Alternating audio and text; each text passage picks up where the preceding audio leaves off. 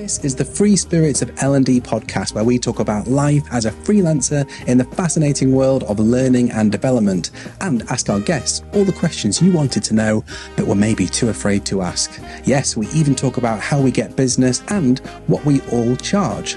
At the end of each episode, each guest gets to set a bonus question for the next one. So whether you're thinking about taking the leap, brand new to freelancing, or an experienced freelancer, you won't want to miss this. In this episode, our special guest is Jude Sclater. Originally hailing from New Zealand and now based in the UK, Jude is a coach, writer and trainer. She holds an MSc in organisational behaviour and, like me, is a bit of a psychology geek. Welcome, Jude. Oh, thank you so much for having me. I'm really pleased to be here. It's great to have you with us. We always start with a question about your origin story. So tell us a little about your L&D freelance story. How did you get into this game and how long have you been doing it for? So mine started, I think, like quite a lot of people. I was L&D at Deloitte. I was there for about 8 years doing that, and then went through a big restructure and an opportunity came up for redundancy. And I actually thought I was going to go into another job, and I did start looking for one. But I think I was by that stage, this restructure had been going on for quite a long time. And I think I was a bit burnt out. And when I was looking at the learning jobs that were out there, there wasn't really everything felt vanilla, which is weird because I love vanilla ice cream, but it just didn't feel like a kind of exciting learning role.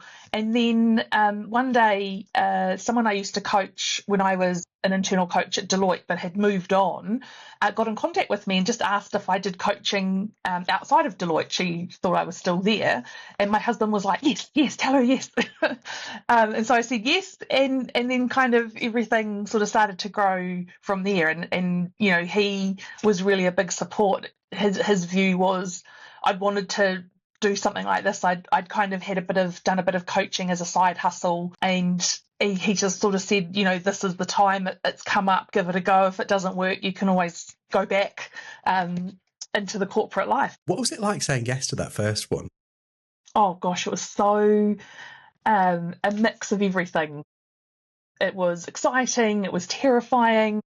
I remember, so this person's workplace was over in near Waterloo, and I remember coming out of Waterloo station and kind of walking up past the London Eye, and I was terrified because, I mean, at this stage had been coaching for sort of 8 or 9 years, but actually coaching someone who is paying me to coach them, that was quite big. And yeah, it was. I also remember coming out of that session being completely exhilarated. I love coaching. It's one of the things that, you know, I would quite easily put first thing on a Monday or last thing on a Friday because of the kind of energy and the buzz that it gives me. And just having that first client and sort of thinking, oh, maybe I can do this. Maybe I can make a business of my own. Terrifying and exciting in equal measure, I think.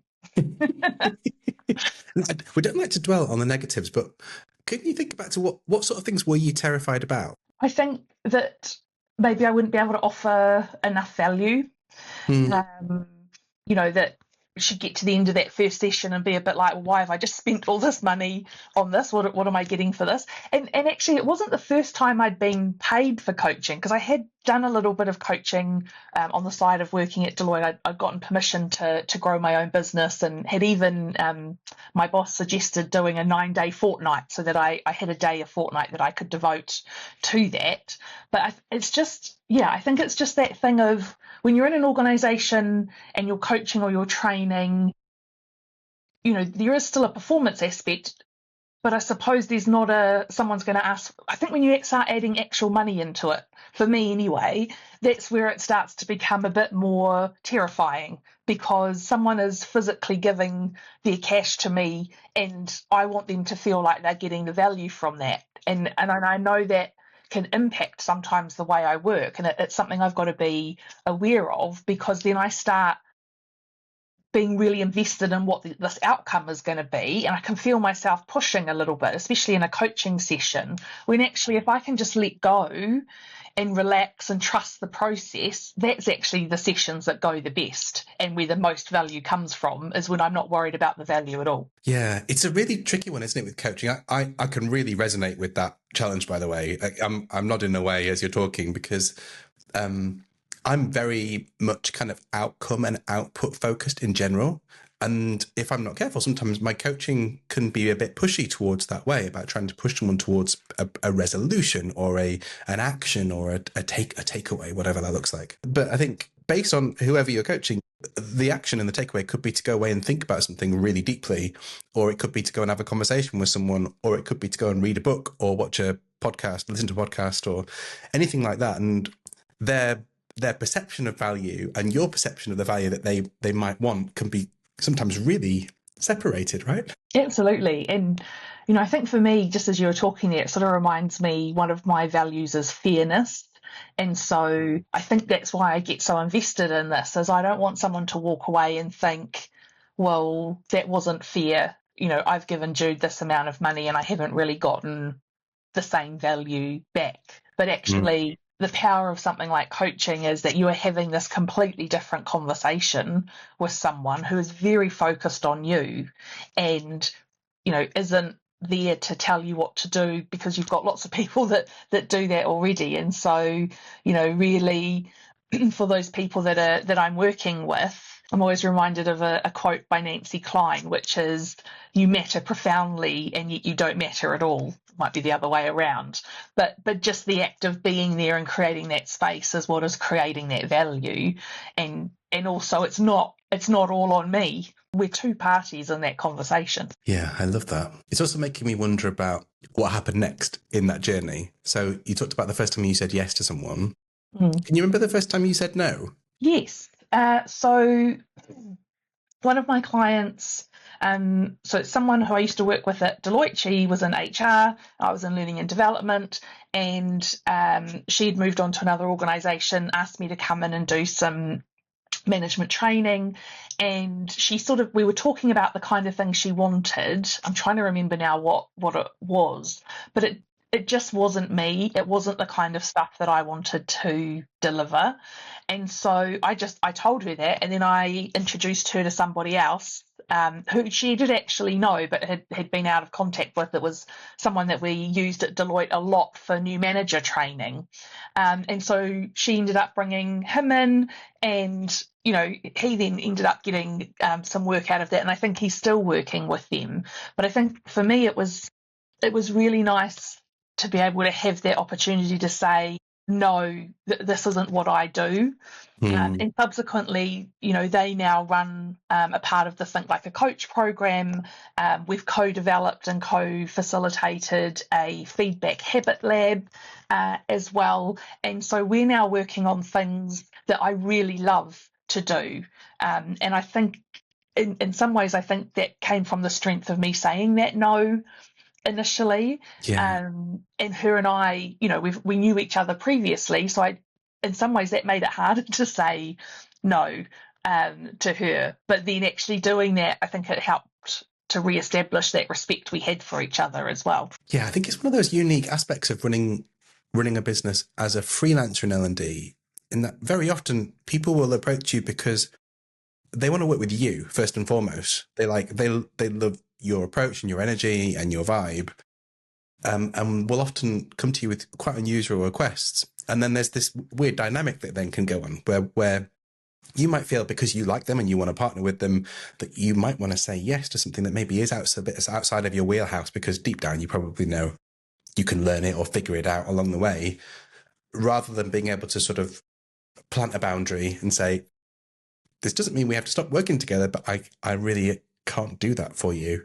I love your approach of just bringing someone else in who can help and allowing that to happen. Yeah. So I'm still working with that organisation. In fact, they were a massive support when the book came out. So bought 70 copies to give out to their staff, got me in for International Women's Day to do a speech, got me in to launch their global, do the launch speech at their global launch of their mentoring program. And then they've even just invited me as a guest to an International Women's Day event I've got going on next week, not to speak or anything like that, just to purely come along as a guest. And I think some of that's just because I've been around the office a lot now because of some of the work I've been doing, and I know quite a lot of the staff. So this is just a really lovely, nice, informal way for me to interact with everyone again. And we really find as well that helps when I'm delivering programs, because people come into the room and many of them already know me and have talked with me. In fact, often I'll go in and I'm just running something maybe for a morning, and then I sort of hang out in their lunch area, which is gorgeous, for a few hours doing a bit of my own work, and then that just allows people, just to pop up and have a bit more of a chat to me about some of the skills I've been learning and things like that. And that's something that really lights me up, and it's something that they really value. That I was probably going to stay in town and do a bit of work anyway. Why not do it in their beautiful offices? And if an opportunity arises that I can interact more with their people and help them a little more, then it's win-win for all of us. That's so cool. You must notice all sorts as well, just being part of the environment. Yeah, it sort of reminds me of my old Deloitte days, and that's probably the thing I would say I miss as a freelancer. Is at Deloitte, I could sit in different places and really get a sense for the culture and what was going on, and kind of have my finger on the pulse. And that was information that then I would feed into the way that I was training as well, because I could touch on, well, what are some of the important issues that are going on right now? What are some of the things that we need to talk about? And I do find sometimes with some of the organisations I'm working with, perhaps I miss that a little, although there are advantages as well of coming in from outside of the system rather than being inside the system. I feel like with this client that I've got, that I'm almost finding a little bit of a hybrid place. I'm outside of the system, but I've been welcomed in so that I get a sense of what's going on, and I can use that in the way I work with them. Yeah. So we've talked about the beginning and that first client that you said yes to, and we've talked about a little bit about saying no to somebody. What kind of happened in the gaps that took you up to here? If there was like a movie trailer playing of your freelance career from that point up until now, what sort of other things spring to mind? That sort of inner world.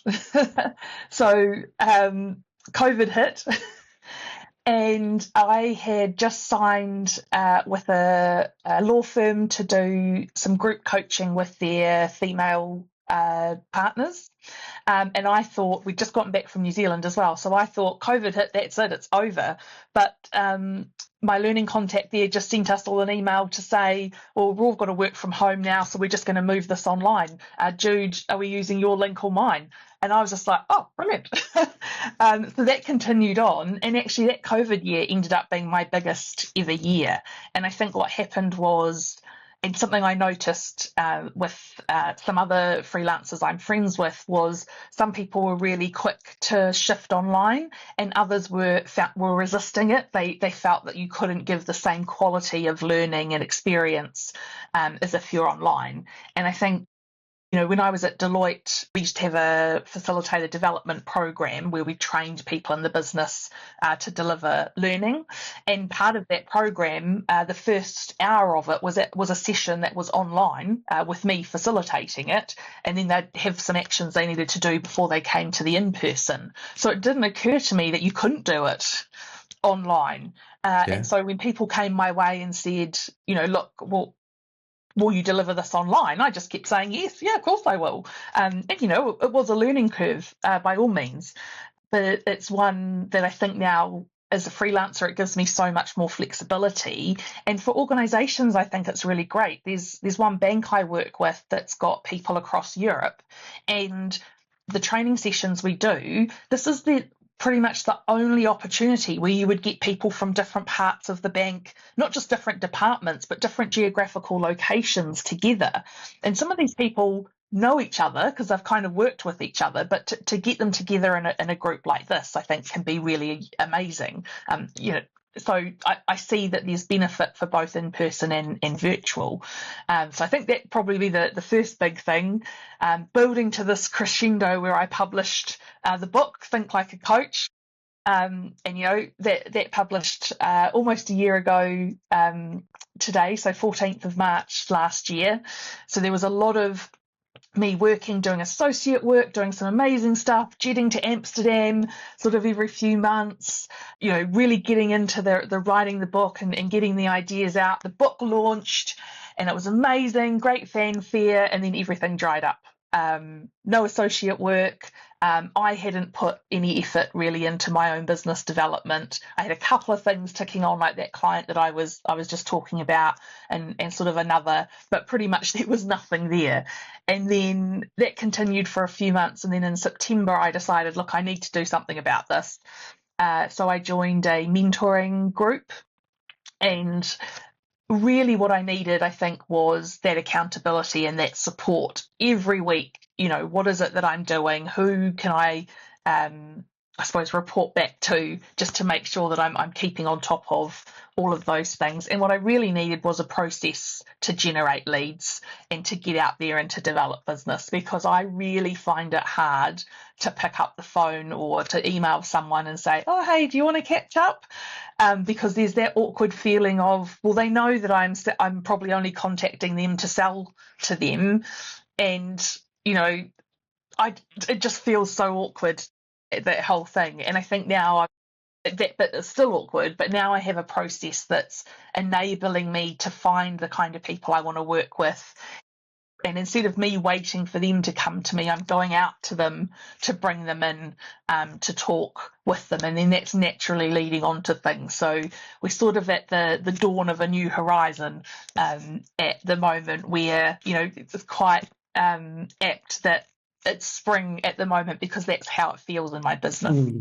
I love that. Thank you for sharing, Jude. There's a lot in there, so I want to come back to the book in a second. If we've got anyone listening in who also struggles with that kind of thing, calling up previous clients or prospects and doing that kind of, I call it spinning plates. You have to give them a little spin every now and again. Have you got any tips for just overcoming that fear of, oh gosh, this is going to be really awkward and icky and I don't really want to do it? Yeah. How have you overcome that? I don't. It still feels awkward and icky. So there's a couple of things. I at ChatGPT or any of the chats out there, I'll go in and say, put in a prompt that sort of says, you're head of HR that's done work with me in the past. I want to ask you for a catch up so we can talk about what's going on, but I don't want it to come across as salesy. And then I talk about my tone of voice, and then I ask it to give me some examples, and then I find one I like or put a couple together, and then I just send it out, close my eyes and hit send sort of thing and see what comes back. That is what I do, because I could spend all day trying to craft the message and then stare at the email before I hit send, because I'm so worried about it. But the other thing I have to try and keep reminding myself, and I've actually put a little card up on my wall that says the little card of courage, and the points I've always got for myself are make it really easy for people to contact me or to book a meeting with me. So I suggest times already that I'm free. Now, they might not be able to make those times, but at least I've opened that door. I've now got a Calendly link that I'm using, so I can put that in so people can really easily book time in with me. I also need to keep reminding myself that I think I am a nice person, and people do like catching up with me and having a chat.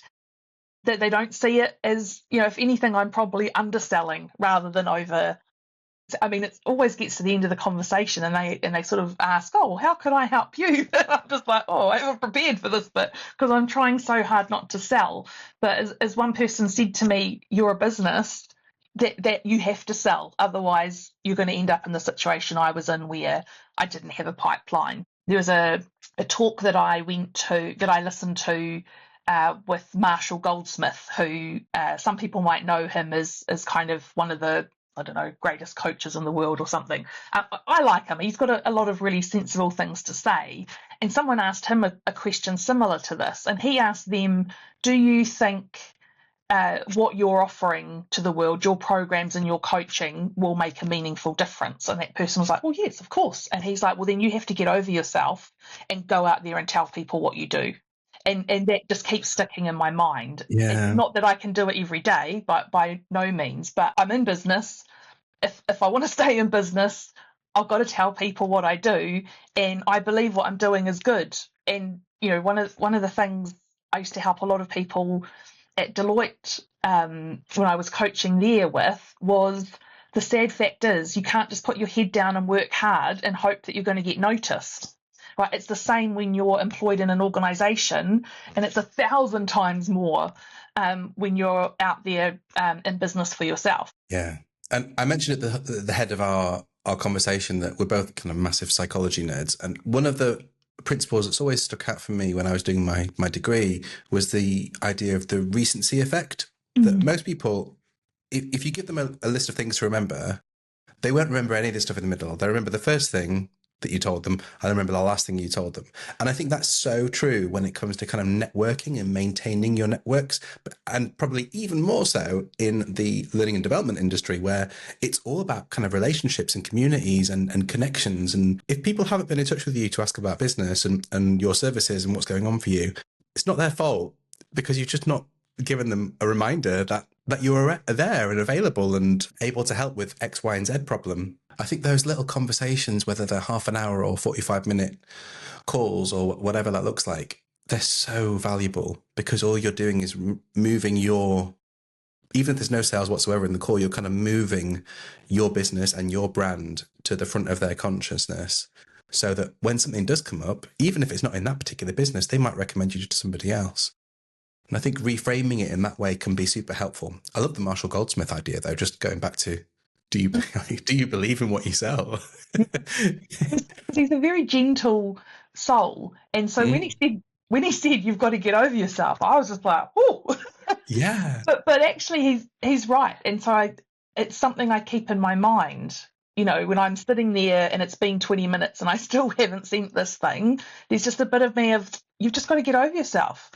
People want to hear from you. And if they don't, then they just won't write back. What I'm trying to aim for this year are more no's. Someone, my accountability buddy that I met through the mentoring program, her husband is in marketing, and his point of view is, if you don't hear a no, then it's not a no. The door is still open. So if somebody responds to you, that's and they haven't said no, you've got the open door to continue to contact them. You don't have to bombard them, but you can contact them. And so in my head, it's a bit like, I'm using a LinkedIn a lot to start to build my lead generation. If I don't hear back from someone, then that's fine. I leave that. I'm finding increasingly I'm getting the old thumbs up in messages.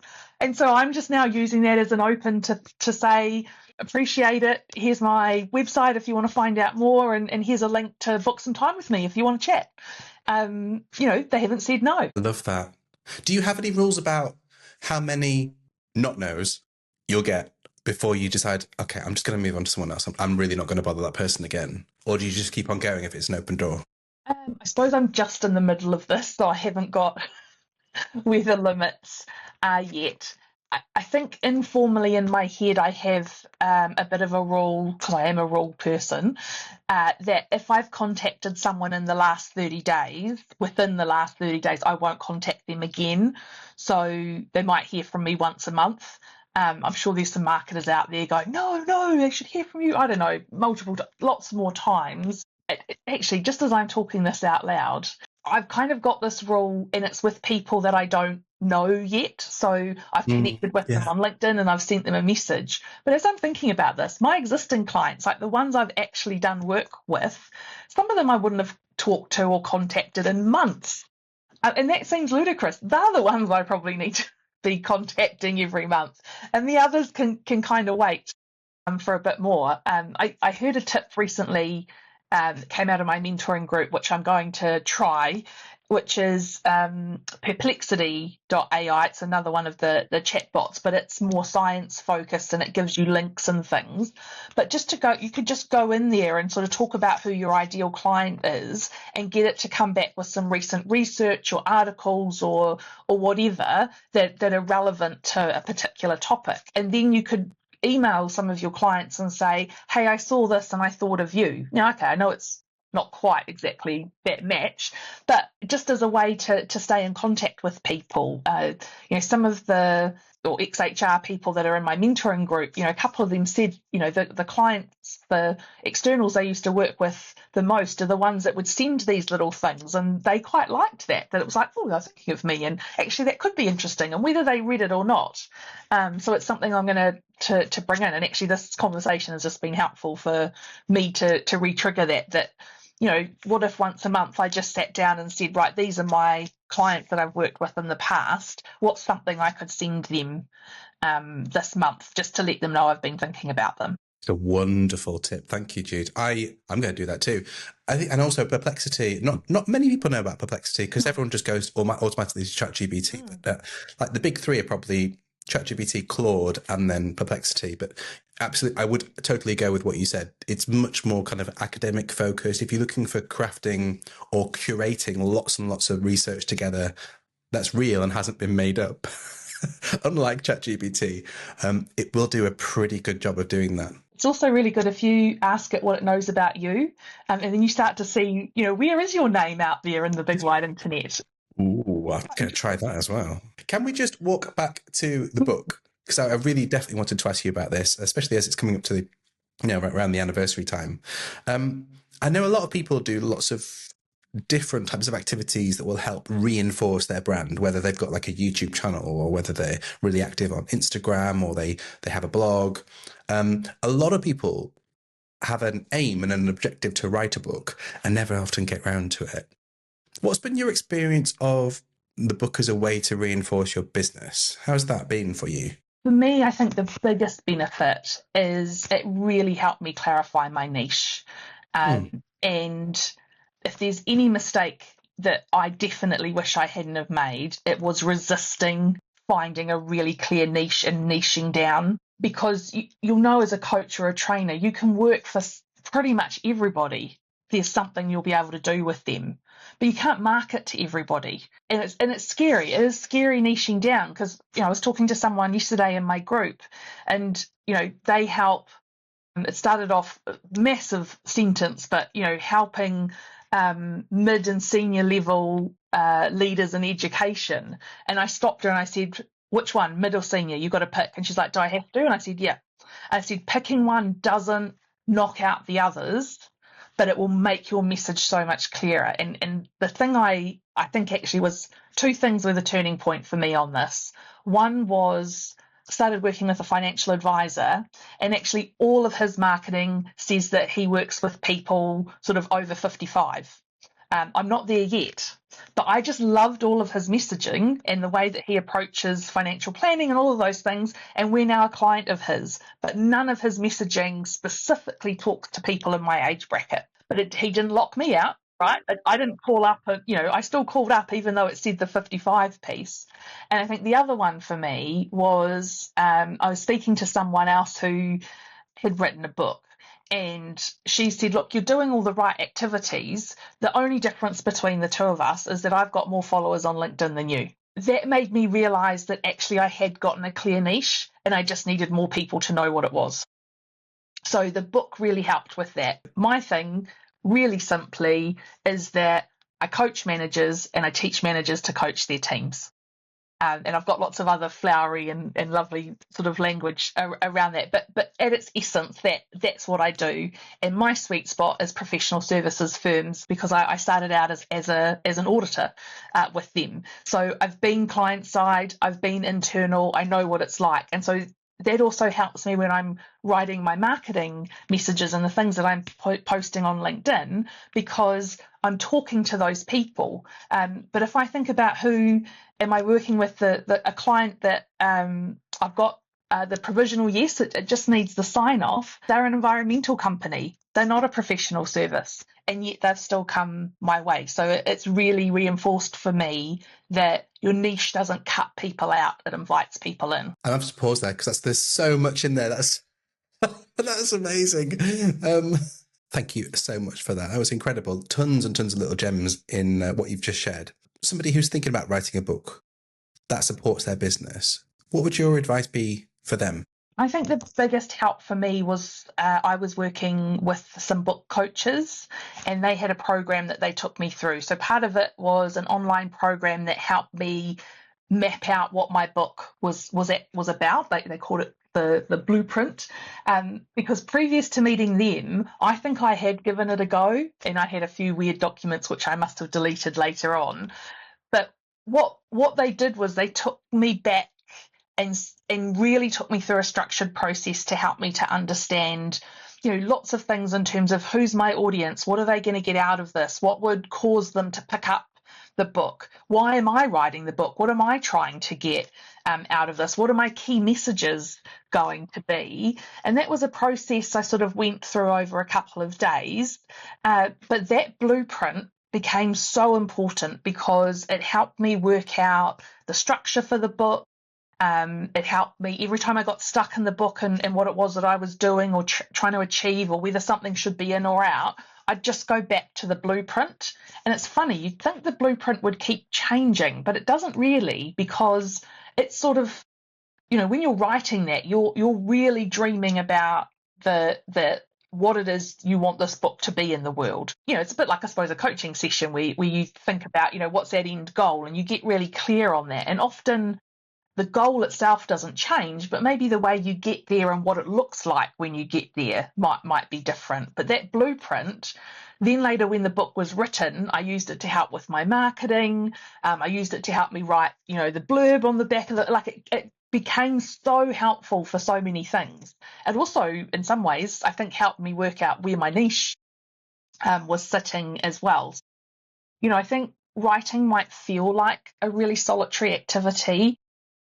Really, it's a team activity, and you need to have that team around you. And there's, a lot of the hybrid publishers, so those are publishers where you're paying to get your book published, but you get the benefits of professional proofreading and cover design. And they also, so for example, my publishers have sold the rights to my book to Taiwan. And those are things that as a self-published author, I wouldn't have been able to do. And a lot of those hybrid publishers will have programs that a writing program that will support you throughout the writing of your book.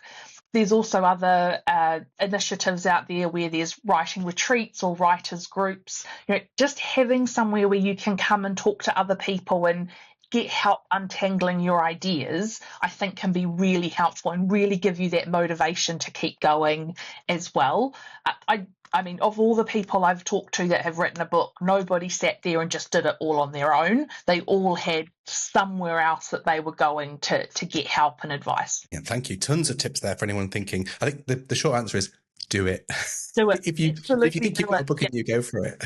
Yeah, and don't worry about timeframes and things. I know one hybrid publisher I talked to, their process was sort of 12 weeks, and that felt too little for me. So I went with another one who said 6 months. But actually, my book, from start to end, it took me 2 years to get there. Because especially if you're working, and actually mine probably should have taken longer had I kept going with the business development in the middle there. But when you're working, you're not sitting there writing full time.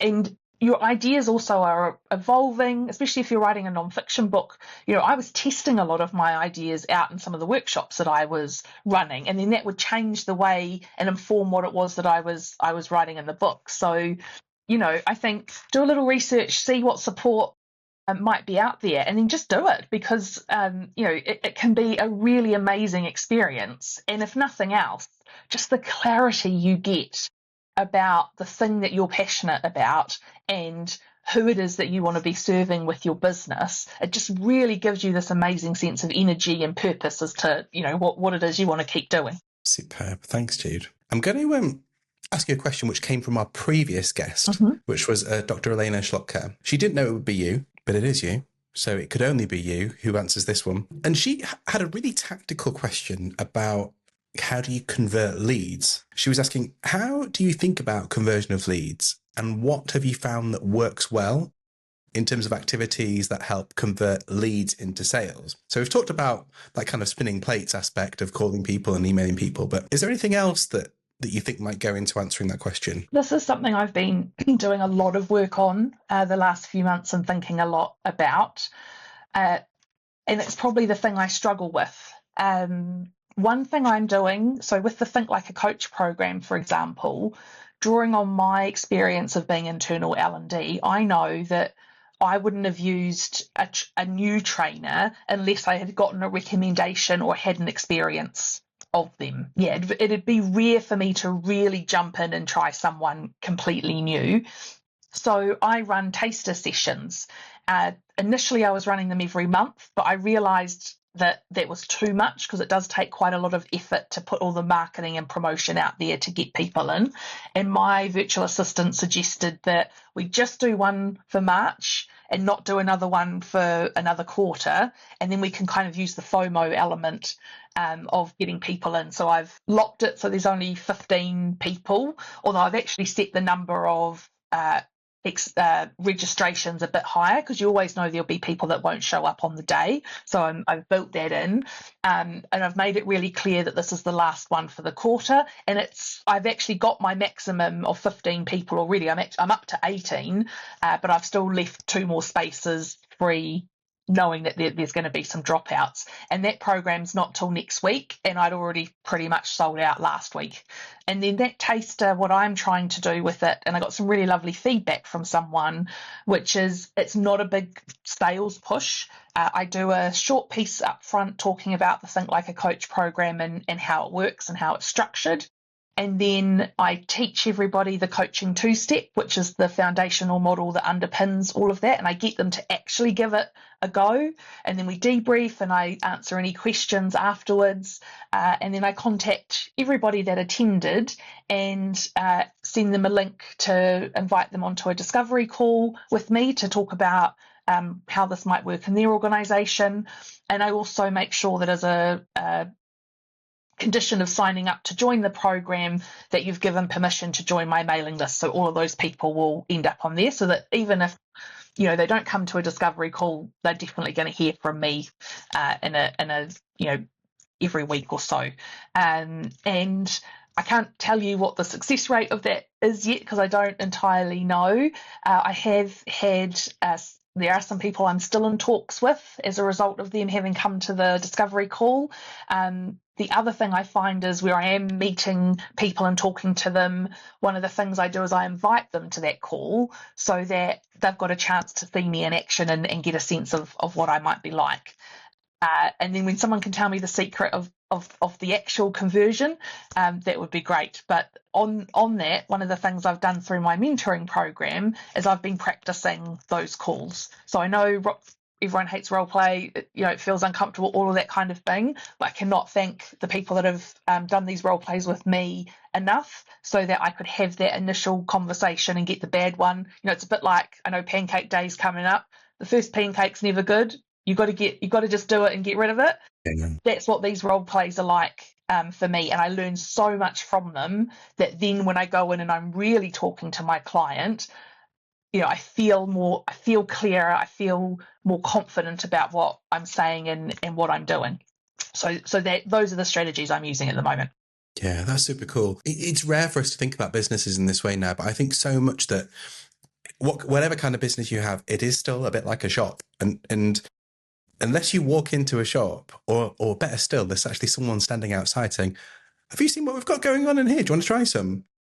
It's really difficult to get somebody in because you're competing with so many others, but actually having some sort of free offering or a taster is a wonderful way to start getting people in the door. And even if they never buy from you again, they'll probably tell someone else about it, especially if you're giving them lovely value, like your 2-step. I've read the book. It's a really great way of capturing what makes coaching amazing. And I could imagine that people walking away with that little extra skill in their toolkit, it would be enough to encourage them and make them curious enough to know what else is there. Yeah, I appreciate you saying that. That really is my hope. And the piece of feedback I got from one participant, which she's letting me use in my marketing, was that she really felt like it wasn't a hard sale, that I just genuinely wanted to share this skill and this knowledge with people, and I do that. That's why I do this. Yeah. Another tip that I came across, which is really connected, for people who do lots of stuff online. I know quite a lot of YouTubers who do this now. It doesn't really matter what the niche is, but it would work, I think, with almost any kind of educational niche where you're doing a product that is like a service, like a training course. Well, they'll run something free that's live, that's like almost live streamed, but they'll record it and then package it up, maybe a bit of editing, and then sell access to it afterwards, like a pay-per-view. And that becomes a little product in its own right. So it kind of creates the FOMO that you were talking about, that you kind of have to be there live if you want to have all of that engagement and interaction. But if you can't be there live, that's fine. But you can just pay a little amount and you'll get all of the value that was shared on the day. Plus you can capture feedback, and then that can go into making it into a bigger and a better thing the next time you run it. So it's all kind of iterative, and it's all about kind of everything's in constant evolution. Having those sort of, what do they call it, the passive income streams, right? Coming in, I think can be really, really valuable. So thank you for that. I'm definitely going to keep an eye on how it goes for you. Yeah, you can keep me accountable, right? Exactly. Did you want to leave a question for our next guest, Jude? Yeah. So for the next guest, I'd be really interested and curious to find out, how do they balance their working life with their outside of working life? I like to call it almost, what's your ideal work-life ratio? Lovely, thank you. Do you want to have a stab at that yourself? How's that for you? Well, one of the traps that I fell into early doors, which I find myself falling back into from time to time, when you're used to working, your 9 to 5 job, you go in and you sit at your desk, and even if you're not delivering training or coaching, there's always something to do. And I think I know things aren't going well when I sit down at my desk in the morning and then I'm still here at night and I'm not delivering anything, because there isn't anything to deliver that day. I've done the marketing activity. And one of the benefits of having this freelance life is that, I can play around with my work-life ratio so it suits what it is that I need at the time. Like today, it's really sunny. I'm not delivering anything today. There's nothing, really urgent that if I don't do it today, it's going to be catastrophic. So I could use some hours and pop out into the garden and do some things. And then maybe tomorrow it might be raining all day. And so, okay, I'm going to stay in anyway. So maybe that's the day I put a bit more into, creating some of the content that I need to ahead of time.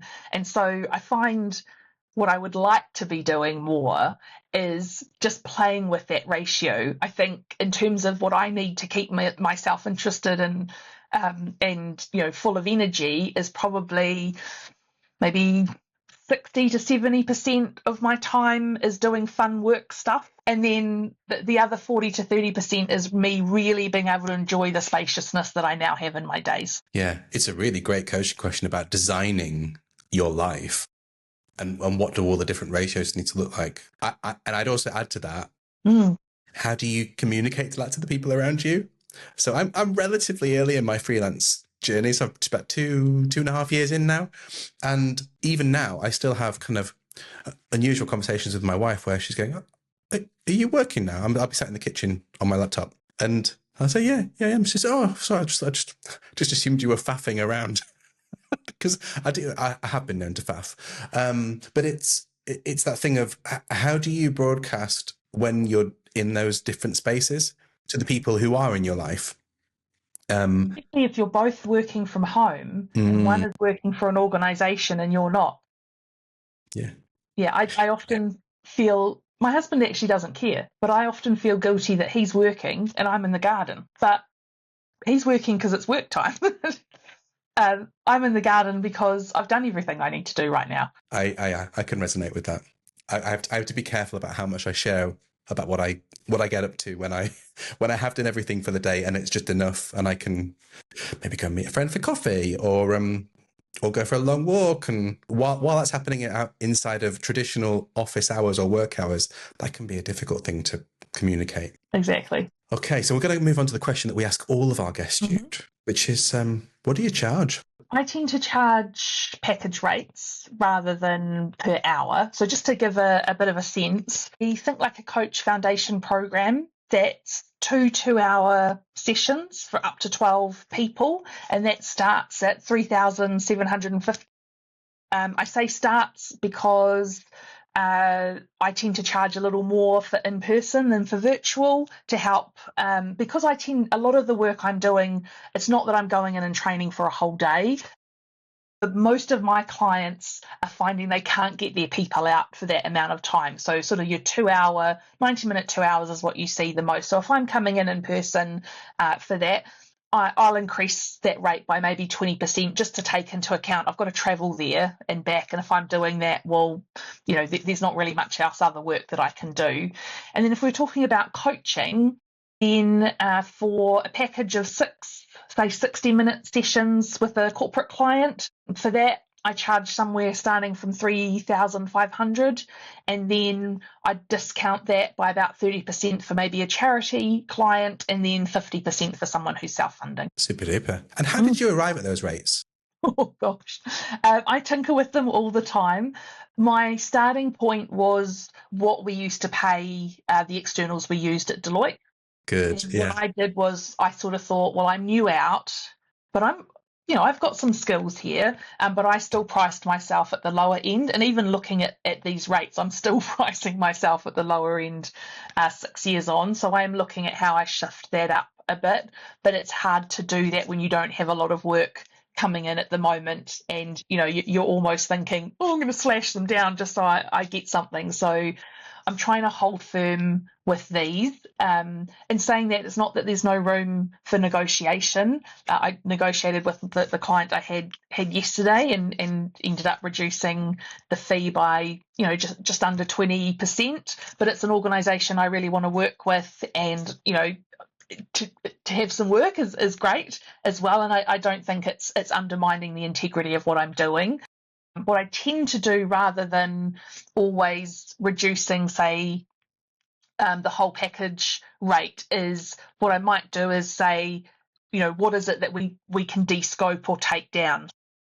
For coaching, I used to often start with a 90-minute package and then say, okay, well, why don't we take that down and say each session is 60 minutes instead of 90? And when you compare, something like $5,000 for a 90-minute a package of 6 sessions at 90 minutes to 3.5 for 6, people are like, oh, okay, I can kind of handle that. So my first instinct tends to be, let's de-scope or reduce the time rather than reducing the price. And then in the moment, it's really about how you feel, and what wiggle room you sort of feel like you're willing to give to negotiate because of whatever the need might be. Yeah, that's such a cool way of approaching it. And I think, again, one of the beauties of running your own business is that you have the freedom to A, work with who you want, and then B, have that wriggle room. Because it's so often, if you're working for a large consulting company, they've got their own overheads to cover, and there really isn't an awful lot that you can do on price in those. I mean, I've been in those environments both as a procurer and a provider, and it's really difficult to try and get into those spaces where you've only got a tiny little margin to work with, and because they've got the big brand's name behind it, and you've got a big premium price tag. But actually, if you really want to work with someone and you also got some bills to pay, it's a nice, easy way of opening the door and keeping the door open as well. Yeah. I think that's the thing to bear in mind. I'm in a position where my salary isn't necessary to support us here at home, and so I can sort of hold out a little bit longer for clients and things to come through. But not everybody is in that position. But what I would say is, remember, you might have only been in business for yourself for a couple of years, but the years of experience that you have sitting behind you, that's what you're charging for, not for the 2-hour workshop that you're delivering, but for the 10, 20 years of experience that has taken you to this place to be able to deliver that kind of workshop. So, keep that in mind. And I really love what you do, Mark, about asking us about what our prices are. That's something we share a lot in the mentoring group that I'm in. And also I'm part of a WhatsApp community of women in L&D and HR, and we share quite openly in there as well. And it really is in service of helping people see, your rates can be higher, that you are delivering the value for that. And the way I see it is, it might feel like or sound like a lot that I'm charging a corporate client, but that enables me to give back in other ways. So, a lot of the volunteering that I do and the time that I use for that, none of that is being paid for. And I don't want it to be, because I'm making sure that I'm charging what I'm worth, so that in the other areas I am able to give back without depleting myself. 100%. Thank you, Jude. Goodness me, there's been so much shared over here. I'm going to be thinking about this all day, particularly what you said about niching as a way of inviting people in. I'm going to have that as a big reflection point for the rest of my day when I'm going to go for a little walk in the sunshine, maybe. Before we close off, if anyone's been listening in and wants to get in touch and find out a bit more about what you do, how can they find you? So thinkwithjude.com is the best place to go. You'll see more about me and my programs, and I'm really active on LinkedIn, so please feel free to send me a connection request. Super. Thank you so much for joining us. It's been a pleasure. Oh, this has been amazing. I've loved it. And also, some really great things for me to take away to think about too. If you enjoyed this episode, let us know by leaving a review on your favourite podcast app. It really makes a difference. And if you want to learn more about how L&D Free Spirits can lift up your freelancing business, you can find out more information at ldfreespirits.com.